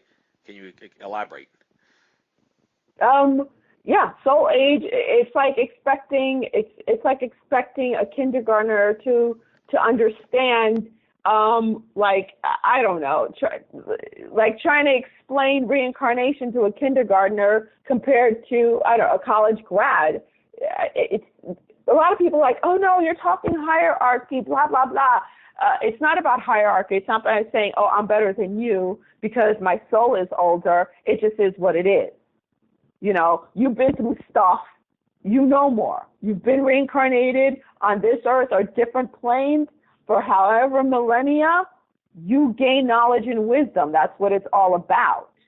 You can't compare a high school student to a first grader. You can't. There's no comparison. To me, that's the same thing when it comes to soul age. She obviously, yes, she was a young soul. I've had clients who were young souls who were like, yeah, I'm just experimenting with this, experimenting that. Like their heads are just so like in a fog, because it's like somebody dropped them off in Disneyland. You know what I'm saying? Or drop a kid off in a candy store, and like their head wants to explode because everything is all around them. They don't know what to eat from first. You know, it's like a fat kid in a candy store. You know, basically, that's how it is. Like, and with her and people like her, she was like a fat kid in a candy store. There was just so much going around, and she didn't want to focus on the heavier stuff because it was just too much for her to manage. It's like trying to give a division problem to a 2-year-old. You know, they're not going to know what the heck's on that piece of paper. They're not going to want to know what is on it. You know, you can tell them all you want, like, no, try it, read, try it, do this. And they're like, no, leave me alone. I just want to color. I just want to scribble over here. I'm very happy scribbling over there. You can't force them. That's why it's just, you have to just allow, even if it's your own child. You know, I have 2 kids, and, you know, they're very, very different souls. One's an earth soul, one's an angelic soul.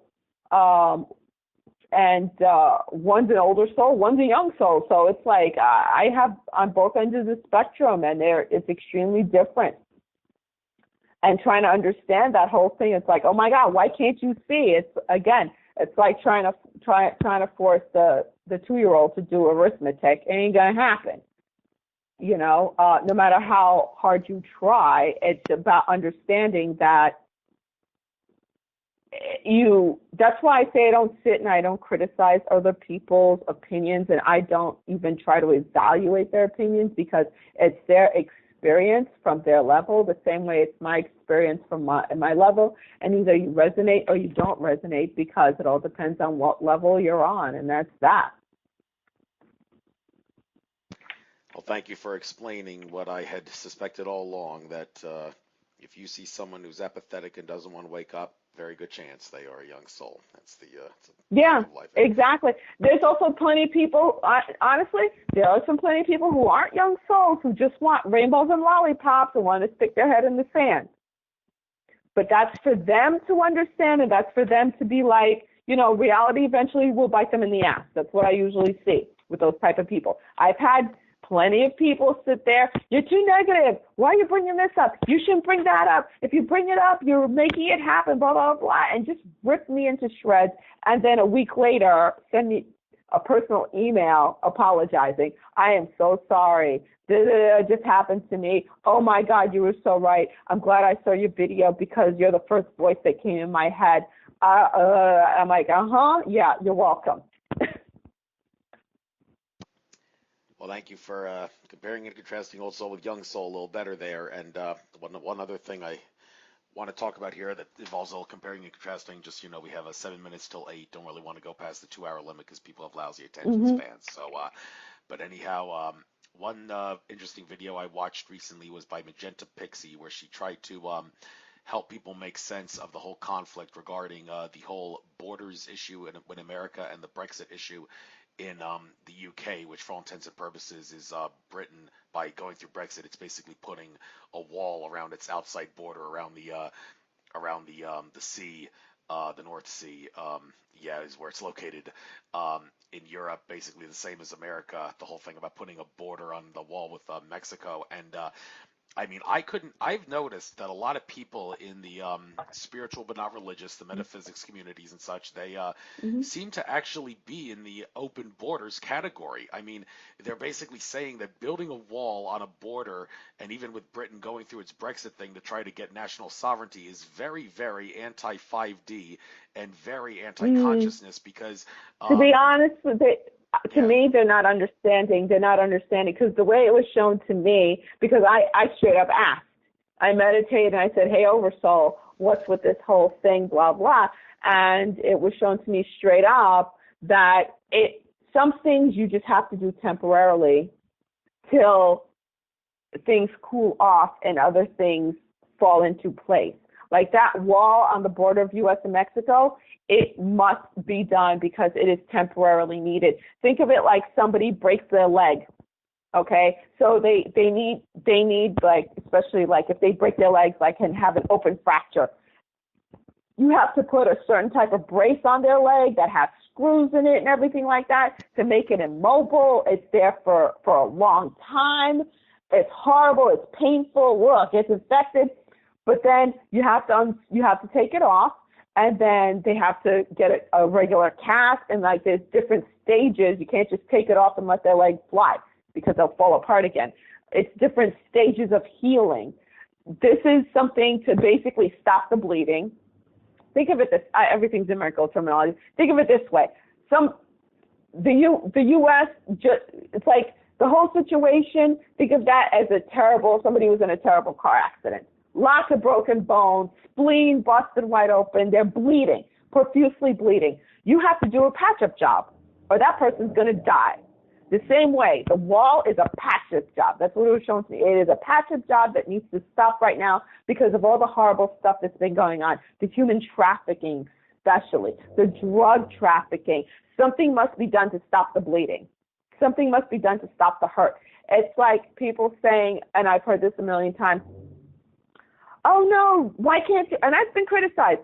Oh, if she just had surgery, why are you letting her take medication? Why don't you just Reiki her? Because we're not at the vibration high enough where I could just Reiki somebody and they just come out of surgery and they're going to be all right. They're going to need that integrative health. They're going to need that quick patch-up job. They're going to need those antibiotics real quick, and then the healing process after that, then I can jump in. Can I Reiki them to help quell the pain? I've done that millions of times. In fact, when I was on a medical mission overseas, we ran out of anesthesia. And we had 2 operating tables going on in a small room, in like an 8x8 room. And I literally was like, in the middle of both surgeries, we ran out and the patients were waking up. We had a 13-year-old boy and a 62-year-old man. And I was guided to put my hands on top of both of them.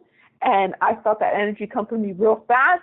And I knocked them both out. And the doctors were like, everyone in the room was like, dead silence. Oh my God, what the hell's going on here? I'm like, okay, keep going with surgery. Operate, keep doing it. Hurry up, because I don't know what I'm doing and I don't know how long it's going to last. We did the surgeries. Both patients got up. The boy wanted to go play soccer. It's like, no, son, you just had your stomach opened. You cannot go play soccer. Lay back down. But that's what I'm saying. We need that temporary fix, when we get to the point where we could just do it energetically and everything's rainbows and lollipops, then great. But right now, we're not at that point. So we need that temporary Band-Aid. We need that temporary brace. We need that temporary pain medication, antibiotic. We need that temporary fix to stop the bleeding. It has to be stopped. So that's the way I see it in a very practical way. And yeah, I see plenty of people that are saying, no, it's low vibrational. Again, that's the rainbow lollipops, want to stick their head in the sand, and eventually they'll get a foot up their butt if they keep their head in there too long. Reality will bite them in the ass eventually. Right. Well, look at it this way. So, I've often said, isn't like basically building a wall on a border, as far as Mother Earth is concerned, basically tantamount to clogging an artery in your bloodstream? I mean, when the Chinese built the Great Wall of China to keep out Mongolian invaders, well, it may have been good for them, but couldn't you imagine Mother Earth as an entity saying, I wish you wouldn't build this wall because you're basically clogged my arteries on the surface? I mean, is there any truth to what I've just said, or is that no? It's temporary. The way it was shown to me, what's being done right now is very temporary, and it's known it's temporary. Is it going to be gone like in a year or two? No, because again, it's like a pressure dressing. It's like a Band-Aid. The bleeding has to be stopped first. You got to check to see if everything's okay, and eventually you take it off. You'll take that Band-Aid off. Sometimes you could rip off the Band-Aid too soon. Correct me if I'm not wrong. You can have a Band-Aid on, you think you stop bleeding, right? But then you rip off the Band-Aid and all of a sudden, poof, you're gushing blood again. You got to put the Band-Aid back on. This is a very delicate thing that has to be done.